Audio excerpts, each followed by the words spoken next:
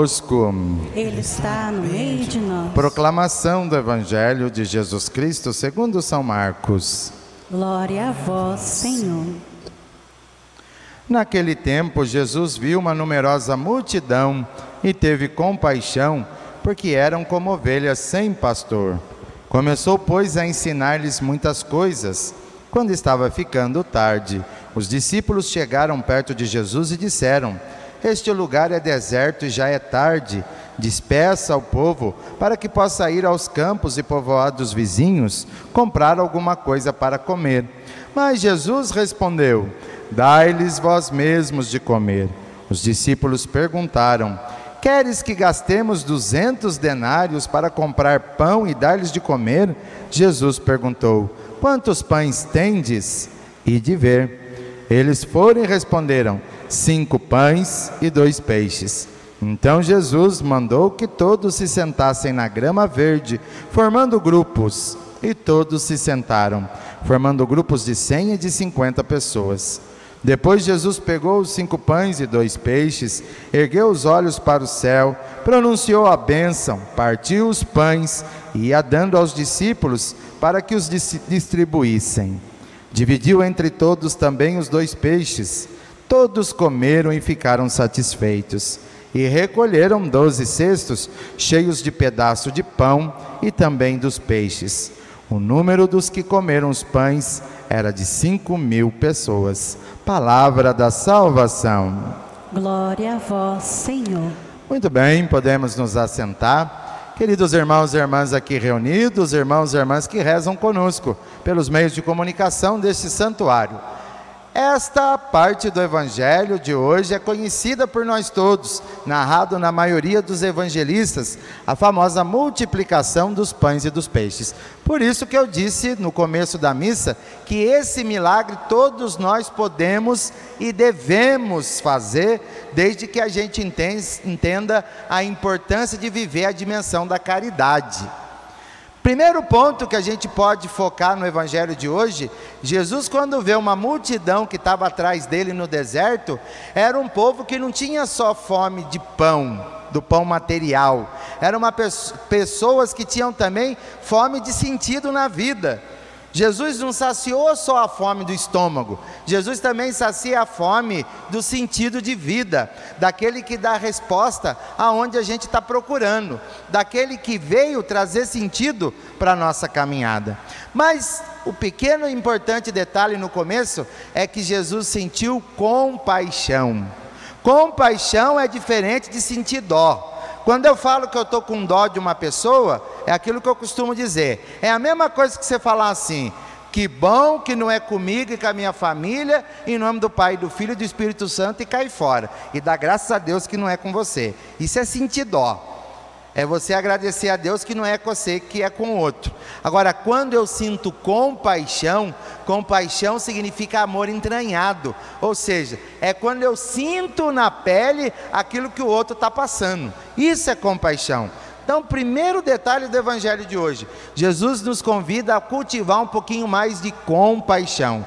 É preciso que a gente sinta na pele aquilo que o outro está vivendo, está passando. Por que que isso é bom? Primeiro, porque evita eu de ficar julgando. A compaixão é muito bom porque evita que eu fique julgando.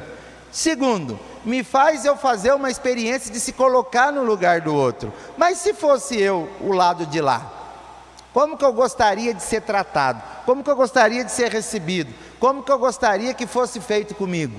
Então é importante esse espírito de compaixão. Terceiro, compaixão me impele a fazer a caridade, a ser menos individualista, egoísta, soberba, autossuficiente, e me faz ir ao encontro do outro. Isso é muito importante. Segundo ponto no Evangelho de hoje que a gente pode também refletir: vamos olhar para dentro da nossa casa, olhe para dentro da sua família, do seu casamento, da sua paternidade e da sua maternidade. Será que a fome do filho de vocês, do esposo, da esposa de vocês, da família, é só de pão? E será que a gente está saciando as outras fomes também? Porque a gente não tem só fome de pão, a gente tem fome de ser notado, de ser amado, a gente tem fome de fazer parte do grupo, a gente tem fome de ser, caminhar junto, a gente tem fome de pertencer e fazer uma história com alguém. Prestem bastante atenção, principalmente nessa pergunta. Será que simplesmente eu, enquanto pai, enquanto mãe, enquanto esposa ou esposa, eu somente estou alimentando a parte material da casa, mas muitas vezes a minha presença, a minha colaboração, a minha palavra, ou meu par de ouvido eu não estou emprestando, e infelizmente dentro da nossa casa é cada um para si e Deus para todos. Se a gente forma uma família para dentro de casa, ser cada um para si e Deus para todos, então que não formasse família, significa que você não tem o dom de ter família. Se a gente vai viver família de forma individualista, não forme, não tenha. Se você se considera um cidadão individualista demais, não forme família, não queira viver comunidade, porque essencialmente viver comunidade precisa da ajuda um do outro. Então eu tenho que me questionar, que a necessidade de dentro da minha casa, da minha família, não é só pôr o que comer ou o que vestir. Eu preciso ser presença na vida do filho, preciso ser presença na vida da esposa, preciso ser presença na vida do esposo, preciso ser presença na vida do cachorro, do papagaio, do periquito, o que você estiver dentro de casa. Porque a gente não tem só fome de pão, não tem só sede de água, a gente tem muitas outras necessidades, e que muitas vezes não são sanadas, porque às vezes a gente não presta atenção, a gente não percebe. Moramos na mesma casa, debaixo do mesmo teto, e muitas vezes a gente não percebe isso. Por que eu estou dizendo isso? Porque a fome desse povo não era só de pão, era de sentido na vida. E o ser humano, quando perde o sentido da vida, começa a virar um zumbi, faz por fazer, vive por viver. Ou senão começa a entrar em loucuras, começa a fazer coisa absurda, para que as pessoas notem, olhem, pensem e vejam que ela exista. Então é muito importante a gente pensar um pouquinho a respeito disso. Terceiro ponto importante também, que é importante a gente destacar aqui no Evangelho de hoje, né? A colaboração da pessoa que deu os pães e os peixes. Muitas coisas a gente só vai resolver na vida quando a gente tem a colaboração das pessoas, ou quando a gente colabora para que as outras pessoas também sejam felizes. Isso é viver comunidade. A gente costuma abrir a boca e falar, eu resolvo sozinho, eu faço sozinho, mas tem coisas na vida que a gente não faz sozinho. Tem coisas na vida que você pode ser inteligente, pode ser doutor, PhD no que você quiser, mas tem coisas que a gente vai precisar da ajuda do outro. Vocês sabem que é muito melhor chorar no ombro de alguém do que sozinho. Vocês sabem que é muito melhor a gente chegar em casa e encontrar um par de ouvido para escutar do que você ficar falando para a parede. Você sabe que é muito melhor você comer com alguém, conversando, trocando ideia, do que você sentar na sua casa e comer sozinho, conversando com o garfo, com a colher. Então, nós não nascemos para ser individualista, nós não nascemos para ser egoísta, muito menos soberba. É uma coisa que eu sempre brinco aqui, mas é uma brincadeira que leva a gente a refletir. Ninguém nasceu aqui sozinho, sim, saiu sozinho do ventre da mãe, e ninguém foi para baixo da terra, para o buraco sozinho também. No mínimo 4, 5 pessoas precisam, para poder empurrar o carrinho e colocar na terra.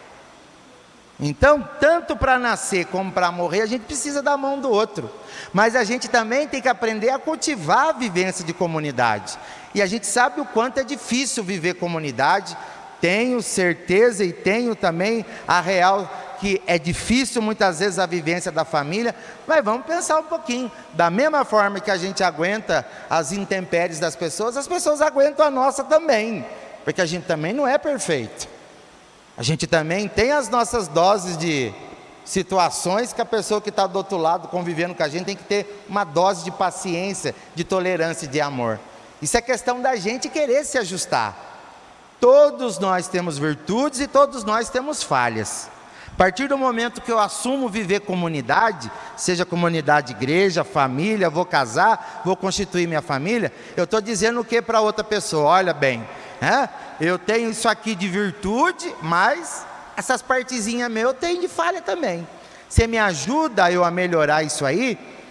Não adianta você falar para o outro, olha, vai ser difícil, mas eu vou tentar melhorar. Vou tentar melhorar essas falhas minhas, mas eu vou precisar da sua ajuda, da sua compreensão, vou precisar da sua verdade, que você me diga, ai filho, está na hora de você melhorar esse trem aí, que essa situação sua não está legal. Então é isso que é viver comunidade. Quando a gente começa a se isolar de Deus e do mundo, isso não é solução para nada, muito pelo contrário, aquele que se isola é um cidadão infeliz, porque nós não nascemos para isso. Então, de uma certa forma, sempre a gente vai precisar de alguém. Um camarada que trabalha sentado, de gravata e de caneta na mão, um dia ele vai ter que precisar de um camarada que trabalha dentro de um barco para poder atravessá-lo por outro lado do rio. Ah, mas é fácil, é só sentar no barco e remar. Eu falei, não, você não conhece o mistério do rio, você não conhece a correnteza do rio, muitas vezes você não sabe nem nadar, e o outro que trabalha com o barco há muito tempo ainda vai salvar a sua vida se você cair lá. Então a coisa é simples, mas ao mesmo tempo é complicado porque às vezes a gente é egoísta demais.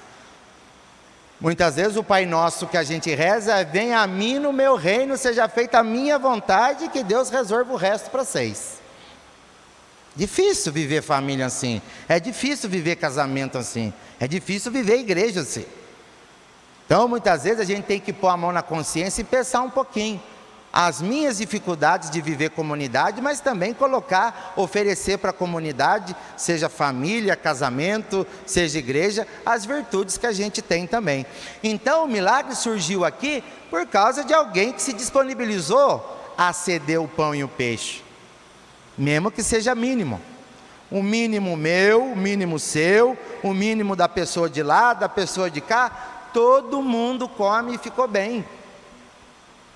Todo mundo tem o que oferecer para o outro.